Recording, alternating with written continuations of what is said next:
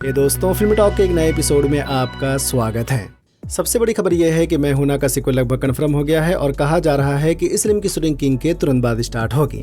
खबरों की मानी तो डायरेक्टर फराह खान ने सीक्वल के लिए एक नई कहानी ढूंढी है जिसमें शाहरुख खान डबल रोल में होंगे। जी हाँ, शाहरुख खान फिर से डबल रोल करने वाले हैं और इसमें उनका दूसरा कैरेक्टर पहले कैरेक्टर से काफी अलग होगा। शाहरुख खान इसलिए में भी मेजर राम का रोल करेंगे, तो देखना होगा कि उनका दूसरा कैरेक्टर कैसा होता है। डबल रोल वाली फिल्में काफी इंटरेस्टिंग होती हैं, जिसमें एक अलग तरह की मिस्ट्री होती है और लोग सोचने पर मजबूर हो जाते हैं। जैसे कि मैं हूं ना के सीक्वल में शाहरुख खान का दूसरा कैरेक्टर कौन होगा और वो इसके सीक्वल में क्या करेगा। फराह खान मैं हूं ना के सीक्वल की प्लानिंग काफी टाइम से कर रही हैं, तो फराह खान को मैं हूं ना के सीक्वल के लिए एक नई कहानी मिली है और अभी वो आकाश कौशिक के साथ इसी कहानी पर काम कर रही हैं। कहा जा रहा है कि अगर सब कुछ सही रहा तो इस फिल्म की शूटिंग किंग के तुरंत बाद स्टार्ट होगी। किंग की शूटिंग मई तक खत्म हो सकती है, तो देखते हैं कि मैं हूं ना के सीक्वल की ऑफिशियल अपडेट कब तक आती है। मैं हूं ना के सीक्वल के अलावा भी कुछ और सीक्वल की प्लानिंग चल रही है, तो देखते हैं कि बॉलीवुड की आने वाली सीक्वल फिल्में कैसी होती हैं। No one in the class? All right, I'll tell you. The atomic weight of... रहने दीजिए ना, आपके बाल खुले हुए बहुत अच्छे लगते हैं। Really, जब आपकी जुल्फें आपके चेहरे पे आती हैं तो दूसरी बड़ी खबर यह है कि भागम भाग के सीक्वल में गोविंदा की जगह मनोज बाजपेयी को साइन किया गया है, तो मनोज बाजपेयी भागम भाग 2 में अक्षय कुमार और परेश रावल के साथ लीड रोल में होंगे। वैसे काफी शॉकिंग खबर है, क्योंकि भागम भाग के मेकर्स चाहते तो गोविंदा को भी साइन कर सकते थे, लेकिन पता नहीं कि उन्होंने गोविंदा को इसके सीक्वल से साइड कर दिया। गोविंदा ने पहले पार्ट में काफी अच्छी एक्टिंग की थी, तो मुझे समझ में नहीं आ रहा है कि आखिर उन्होंने इसके सीक्वल में गोविंदा को क्यों नहीं लिया। देखो, ना ही मनोज बाजपेयी गोविंदा की तरह एक्टिंग कर सकते हैं और ना ही गोविंदा मनोज बाजपेयी की तरह एक्टिंग कर सकते हैं, क्योंकि दोनों एक दूसरे से काफी अलग हैं। लेकिन जब एक एक्टर को हमने पहले पार्ट में 2 एक्टर के साथ देखा हुआ है, तो उसकी जगह किसी और एक्टर को कैसे ले सकते हैं।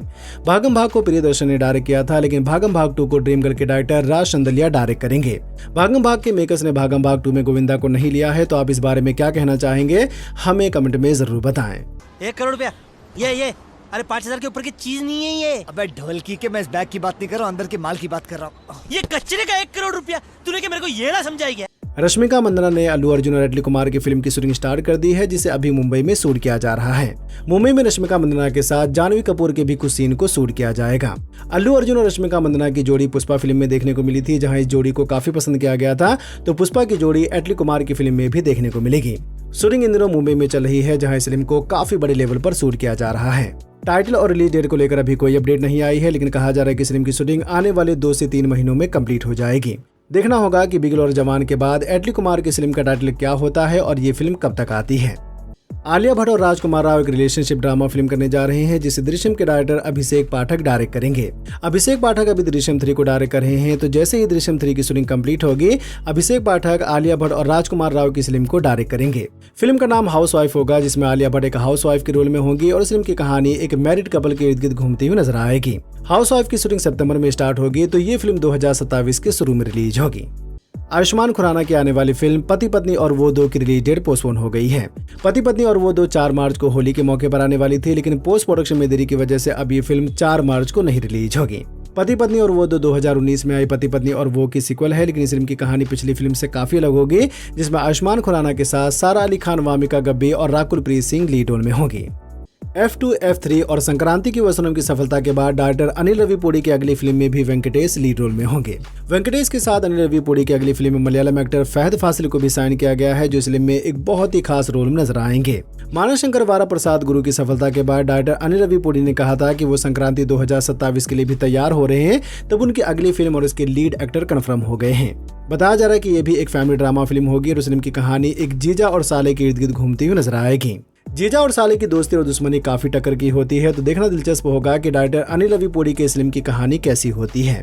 शूटिंग जून के महीने में स्टार्ट होगी, तो ये फिल्म 2027 में संक्रांति के मौके पर रिलीज होगी।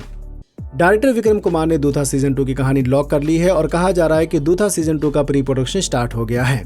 2023 में आई दूथा एक तेलुगु मिस्ट्री थ्रिलर सीरीज थी, जिसे लोगों ने काफी पसंद किया था। तो अब दूथा सीजन 2 का प्री प्रोडक्शन स्टार्ट हो गया है और कहा जा रहा है कि सीजन 2 की शूटिंग आने वाले कुछ दिनों में स्टार्ट होगी। सीजन 2 में भी नागा चैतन्य लीड रोल में होंगे, जो एक बार फिर से सागर के रोल में नजर आएंगे। अभी ज्यादा अपडेट नहीं आई है, तो देखते हैं कि दूथा सीजन 2 से जुड़ी बाकी अपडेट कब तक आती है। एक और बड़ी खबर यह है कि पायरेट्स ऑफ द कैरिबियन के makers pirates of the Caribbean की अगली फिल्म के लिए 1917 फिल्म के राइटर क्रिस्टी विल्सन कैरेन से बात कर रहे हैं। बताया जा रहा है कि पायरेट्स ऑफ द कैरिबियन की एक नई रिबूट होगी और इस बार की कहानी जैक स्पैरो के बेटे के इर्द गिर्द घूमती हुई नजर आएगी। जी हाँ, लेकिन जैक स्पैरो का बेटा कैसे आता है और उसकी क्या कहानी होगी तो वो हमें आने वाले कुछ दिनों में पता चलेगा। जैक स्पैरो के बेटे की कहानी एक नया कॉन्सेप्ट होगा और लोग इस कहानी को जरूर देखना चाहेंगे। पायरेट्स ऑफ द कैरिबियन की अगले फिल्म की खबर पिछले कुछ सालों में काफी बार आई है, लेकिन शायद जॉनी डेप इस फिल्म को नहीं करना चाहते हैं। तो जॉनी डेप के मना करने के बाद अब डिज्नी ने एक नया रास्ता निकाला है और वो इस फिल्म में जैक स्पैरो के बेटे की कहानी दिखाएंगे। देखना दिलचस्प होगा कि जैक स्पैरो के बेटे के रोल के लिए किसे साइन किया जाता है और ये फिल्म कब तक आती है। वंडर मैन सीजन 1 की सफलता के बाद मार्वल स्टूडियो अब वंडर मैन के सीजन 2 की प्लानिंग कर रहा है।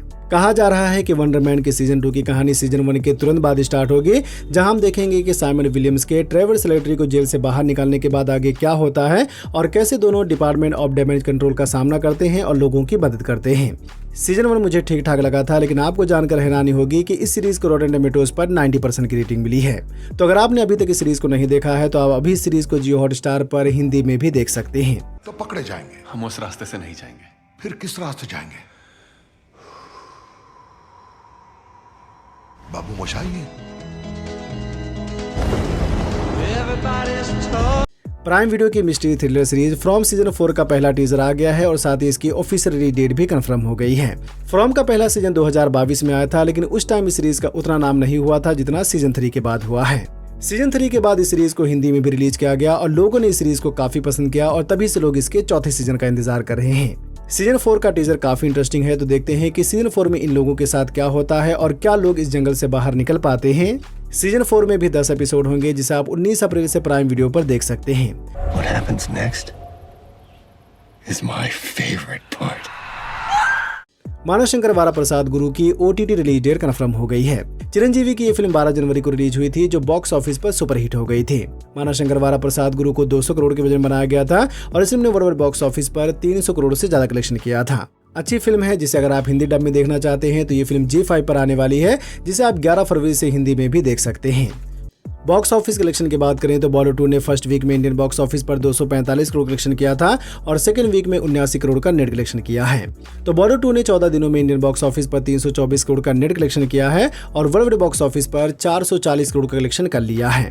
बॉर्डर 2 का बजट 275 करोड़ है, तो ये फिल्म बॉक्स ऑफिस पर सुपरहिट हो गई है। अब देखना ये होगा कि थर्ड वीकेंड में बॉर्डर 2 का टोटल कलेक्शन कितना होता है। मर्दानी 3 ने फर्स्ट वीक में इंडियन बॉक्स ऑफिस पर 26.5 करोड़ का नेट कलेक्शन किया है और वर्ल्ड बॉक्स ऑफिस पर 39 करोड़ का कलेक्शन कर लिया है। मर्दानी 3 का बजट 60 करोड़ है, तो उस हिसाब से फिल्म ने फर्स्ट वीक में अच्छा कलेक्शन किया है। अब देखना यह होगा कि सेकंड वीकेंड में मर्दानी 3 का टोटल कलेक्शन कितना होता है।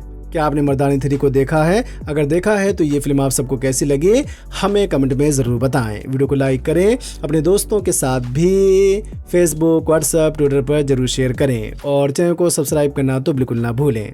धन्यवाद।